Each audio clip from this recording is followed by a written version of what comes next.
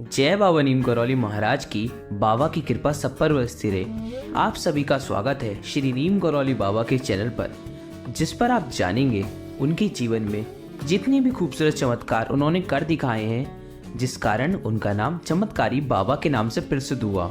आप सभी लोग जानते हैं कि नीम करौली बाबा कई चमत्कार कर दिखाया करते थे, लेकिन जो आज हम जिस चमत्कार पर बात करने जा रहे हैं वो कुछ ज़्यादा ही अलग है। जब बाबा जी ने भारत के प्रधानमंत्री से मिलने से मना कर दिया, और आज हम उस चमत्कार के बारे में ही बात करने जा रहे हैं। तो बिना देर कर इस वीडियो को शुरू करते हैं, और आप सभी लोग इस वीडियो को अंत तक देखिएगा। अगर ये वीडियो आपको अच्छी लगे तो कृपया इस चैनल को सब्सक्राइब करें और महाराज जी के परिवार का हिस्सा बने। तो बिना देर कर इस वीडियो को शुरू करते हैं। इस वृत्तांत को बताने से पहले हम भारत के वर्तमान के प्रधानमंत्री के बारे में बात करते हैं, जो कि भारत के सबसे बड़े प्रधानमंत्री बन चुके हैं। आप लोगों ने सही समझा, यहाँ श्री नरेंद्र मोदी जी की बात की जा रही है।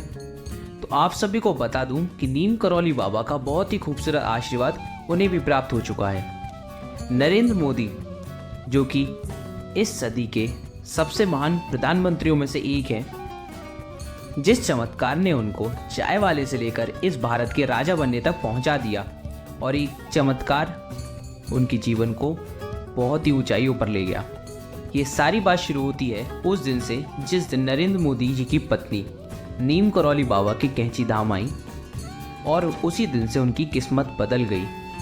उन्होंने वहां जाकर कुछ नहीं, केवल इतना ही मांगा था कि मेरे पति को भारत का प्रधानमंत्री बना दिया जाए, और महाराज जी ने उनकी बात सुन ली, और वह आज भी भारत के सबसे बड़े प्रधानमंत्री बन चुके हैं। तो इसलिए कहते हैं, इस चमत्कारी धाम में जो कुछ भी इच्छा अपने मन से महाराज जी के लिए बताई जाती है या मांगी जाती है, महाराज जी उस सारी इच्छाओं को पूरा कर देते हैं। और आप अपनी आंखें बंद करके महाराज जी के विग्रह को सामने देखते हुए उसे इच्छा को मांग ले, और वह इच्छा आपकी पूरी हो जाती है।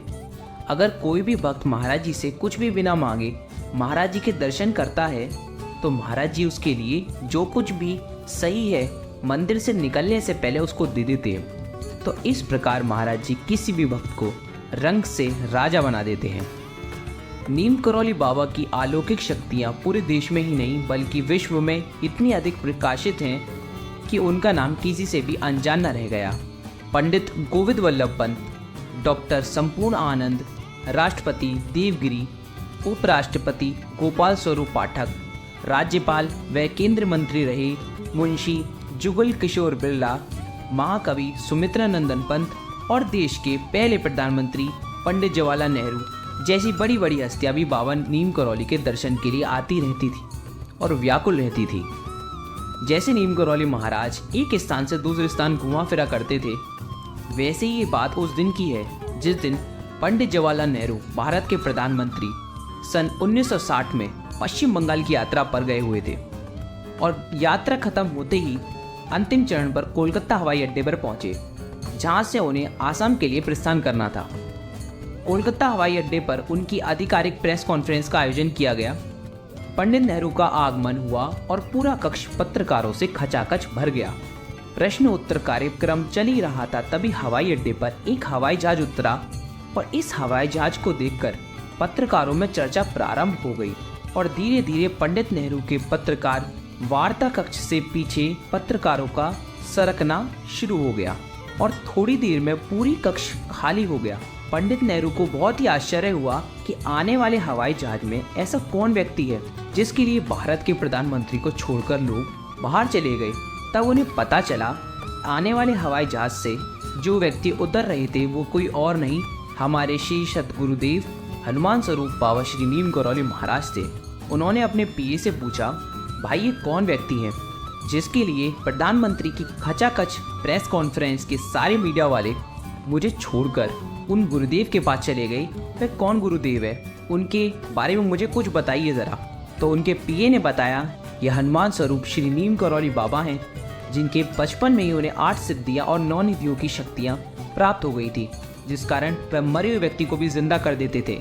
और तो और इनसे कोई भी भक्त कुछ भी मांग लेता है, वे उसकी सारी मनोकामना पूरी कर देते हैं, चाहे उसकी मनोकामना कितनी भी मुश्किल और असंभव ही क्यों ना हो। लेकिन महाराज जी उसे सब कुछ दे देते हैं। और जैसे ही वे उनके बारे में बताते जा रहे थे, पंडित जवाहरलाल नेहरू व्याकुल होकर उनकी सारी बात सुने जा रहे थे। यह सारी बात सुनकर पंडित जवाहरलाल नेहरू बिल्कुल हैरान हो गए कि भाई ये नीम करौली बाबा के बारे में इतना बता रहे हैं, इनसे एक बार मुलाकात ज़रूर करनी चाहिए। परंतु प्रधानमंत्री के पास समय का होता है इन चीज़ों के लिए, फिर वे इधर से उधर किसी काम में अपने लगे ही रहे थे। और 1962 में जिस दिन भारत और चीन का युद्ध शुरू हुआ, वह चलता रहा। जैसे ही वह अपने अंतिम समय पर आने को हुआ युद्ध, हमारे प्रधानमंत्री बड़े परेशान हो गए और वह सीधे भगे नीम करौली बाबा के कैची धाम में पहुंचे।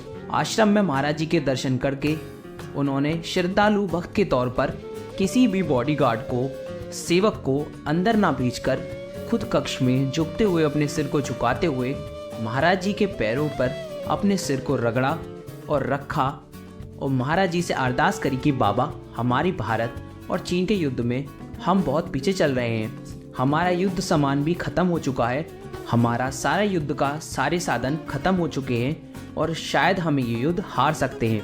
बाबा बताइए क्या किया जाए, हमारे पास इतनी लड़ाई करने के सामान भी नहीं रही जिससे हम लड़ाई में आगे भी बढ़ सके।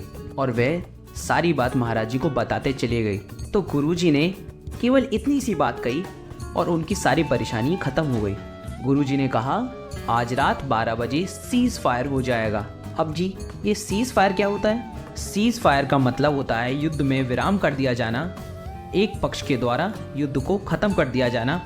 और जो बाबा ने कहा था, जो हमारे गुरुदेव ने कहा था, वह सारी बात सच हो गई और रात 12 बजे चीन ने सीज फायर कर दिया और सारा का सारा युद्ध वहीं के वहीं विराम हो गया, सब कुछ खत्म हो गया और नीम करौली बाबा के जयकारे लगने लगे।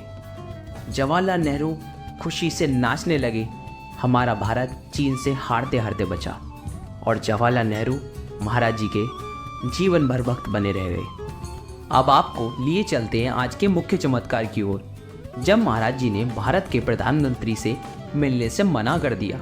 नीम करौली बाबा राजा हो या रंक, अमीर हो या गरीब, सभी को समान रूप से पीड़ा निवारण करते हैं। उनके उपदेश लोगों को परेशानी से उबारते हैं और सन्मार्ग की ओर लिए चलते हैं।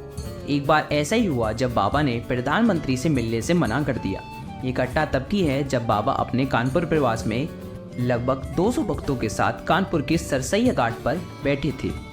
तभी वहाँ कानपुर के डीएसपी एवं सिपाही और महाराज जी के लिए निवेदन लाए कि गुलजारी लाल नंदा और लाल बहादुर शास्त्री जी आपसे मिलना चाहते हैं, पर बाबा ने उनसे मिलने से साफ साफ इनकार कर दिया।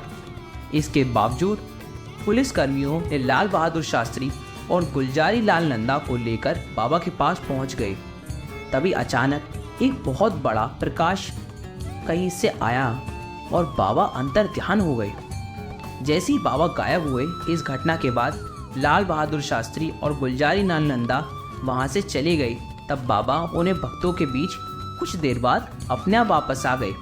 तभी उनमें से एक भक्त भगवती सेवक वाजपेयी ने पूछा कि आपने उनको दर्शन क्यों नहीं दिए बाबा? तो बाबा ने कहा, जब मैं किसी खास और आम व्यक्तियों में अंतर नहीं करता तो उन्हें भी मेरे पास खास व्यक्ति बनकर नहीं आना चाहिए था। अगर वह सीधे सीधे मेरे से मिलने आते तो मैं उनसे मिल लेता, लेकिन उन्होंने अपने और मेरे बीच में पुलिस की दीवार खड़ी कर दी, इसलिए मैं उनसे मिलना नहीं चाहता था। तो बाबा के जो विचार थे वो केवल इतने ही थे, अगर कोई भक्त भगवान और अपने बीच में किसी तीसरे को ले आता है तो उसकी अरदास भगवान भी लेने से इनकार कर देते हैं।